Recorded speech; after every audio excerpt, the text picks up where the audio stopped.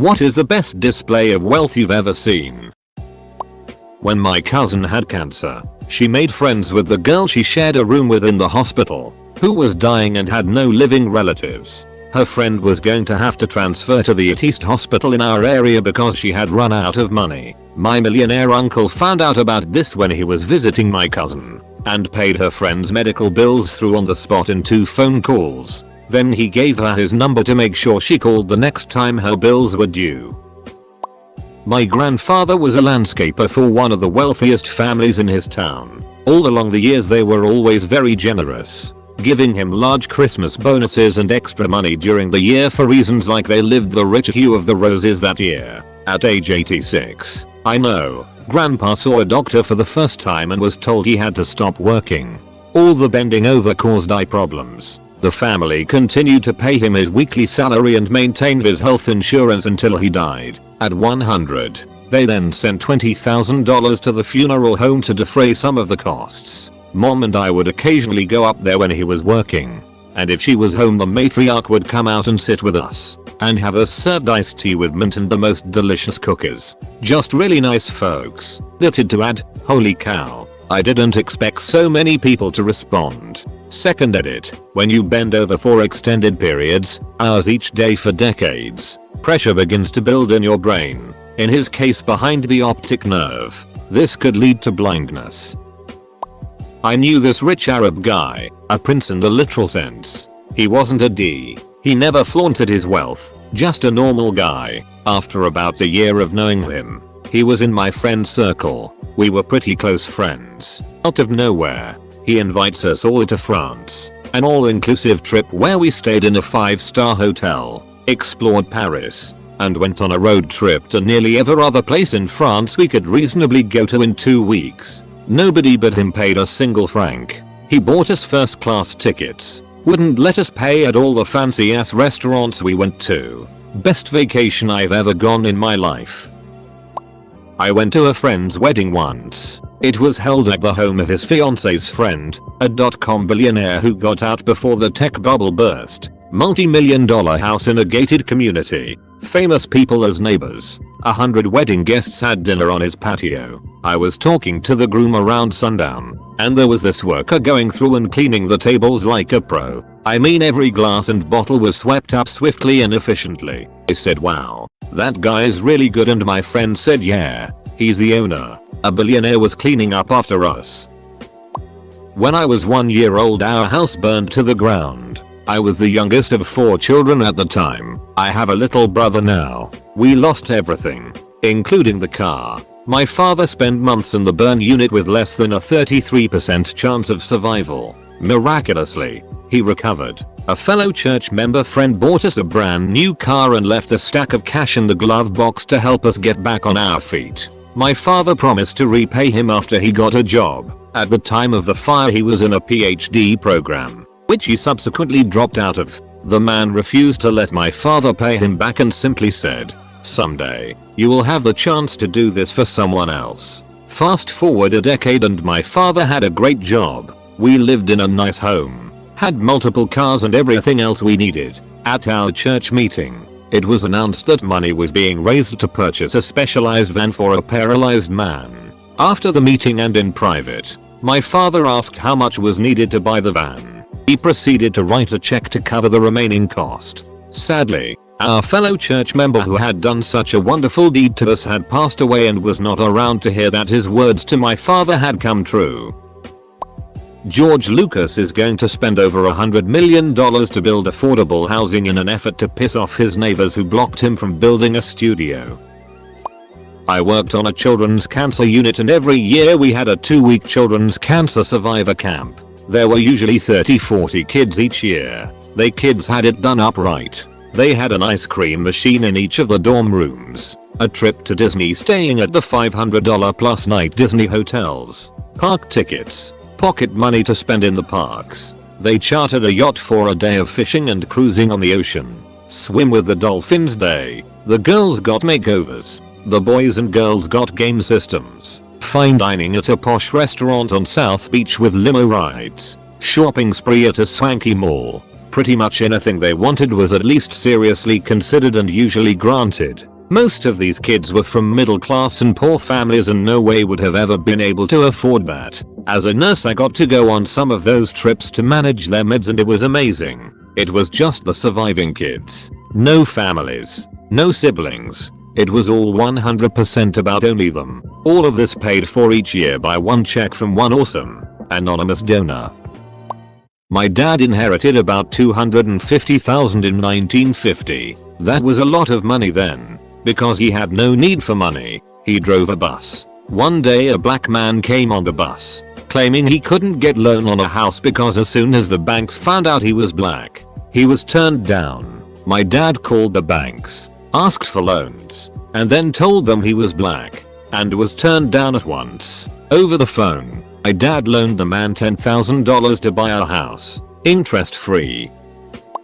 That I've ever witnessed in person. I was a chef in a fancy boutique hotel here in New Zealand and we used to get the famous and wealthy staying with us. Cliff Richard, Serge Tankian, Nancy Cartwright are a few guests that I was lucky enough to meet. However, the wealth thing, we had a sheikh of an oil country. Well, I'm assumed he was a sheikh, or just an Arabian dude rocking the flowing robes and hat. Came over to the pass and complimented us on the meal and asked how many staff in the kitchen, including kitchen hands and wait staff. It was something like 12 or 13.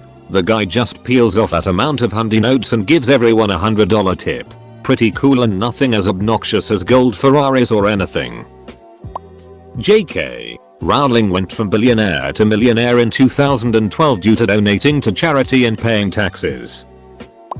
I was lucky enough to attend a very nice private school that taught kids from JK, junior kindergarten, through 12th grade with tuition about $20k per year. A classmate of mine's family, after having paid the way for their 4 kids to go through all 13 grades, also paid full tuition every year for their housekeeper's 5 children to go through the same school. You mean like giving gold to it posts? Guy I know went to his friend's house, and he saw a horse on the property. He asked what the horse's name was, and his friend didn't know. You gotta own a lot of stuff to have a horse that doesn't have a name. A friend of mine had a very wealthy uncle. He passed recently, that went back to the very poor city he was raised in Bangladesh and funded and built a library for the people there. That has always been such a cool story. Me. Edit, Bangladesh.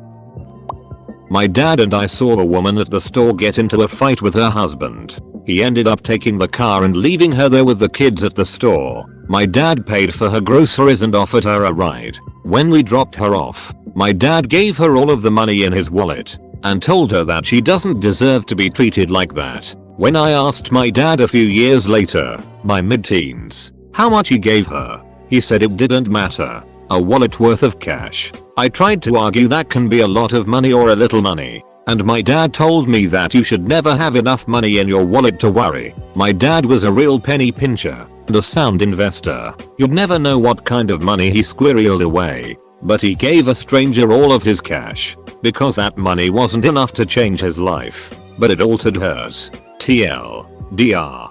My cheap father gave a woman all of the cash out of his wallet and nobody saw him give anyone another dollar for 20 something years. When he stuffed a dollar in my tuxedo during an impromptu money dance at my wedding. My sister bought me McDonald's once.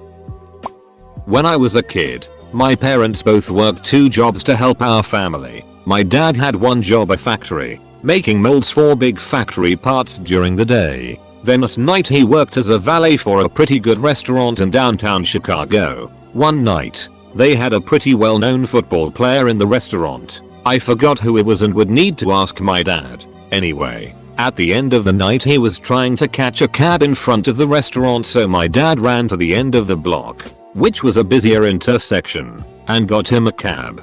He thanked my dad and tried to slip a bill in his hand, but my dad declined and said it was okay. He insisted and got into the cab, said thanks again and went off. It wasn't until after he left that my dad noticed he gave a $100 bill just for hailing a cab. That was a huge help to us at the time and something that we greatly appreciated. This was before I was born, but the cost of setting up my father's business was apparently paid for by a wealthy older woman who simply gifted him the hundreds of thousands of dollars he needed. Apparently she also told him she would back him if it took a while to get things moving business-wise, which fortunately it didn't. The woman paid for a lease on a very impressive space smack in the middle of the most expensive area of downtown Chicago, furnished the entire place, sent him several paintings from a prominent artist that she had commissioned specifically for him. Sotheby's apparently values them at about $75,000 at auction each, and on top of all that remained a paying client of the business until the day she died. She was one of the few genuinely happy rich people I've ever met. On a side note, she also taught me some Yiddish. Great lady. When a Brazilian billionaire announced he wanted to bury his $1 million Bentley, saying he wanted to drive in his afterlife, but actually had a plot twist of a nice message to everyone, it created a lot of buzz as expected, with plenty of criticism on his show of wealth. And then at the actual ceremony he said this: "People condemn me because I wanted to bury a $1 million Bentley. In fact, most people bury something a lot more valuable than my car." Scarpa said during a speech at the ceremony. They bury hearts, livers, lungs, eyes, kidneys. This is absurd. So many people waiting for a transplant, and you will bury your healthy organs that will save so many lives. I once gilded Bill Gates. Full stop. Reddit gold costs $4 a month. Bill Gates, with 6% interest on his 82.8 BN, makes about $414 million per month. Which means he can gild the 14 million Redditors in a month and still have $400 million earned in that month. For TD, that's one Trump per 9 months. Full stop. Edit. Underestimated Bill Gates' earnings. Dolly Parton giving $1,000 a month to homeless victims of the TN fires.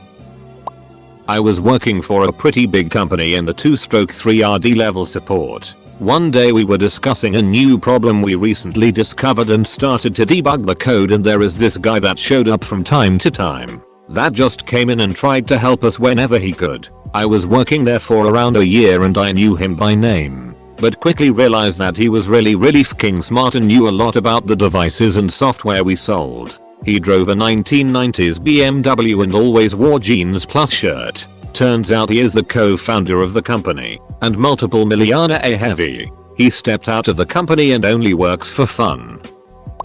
My dad's boss has had Obama over to visit twice during his time in office. The guy actually lives a pretty non-glamorous lifestyle. He dumps most of his money into employee parties, events, and into some Alaska wildlife preservation thing. But I think paying for the president to come over is pretty rad.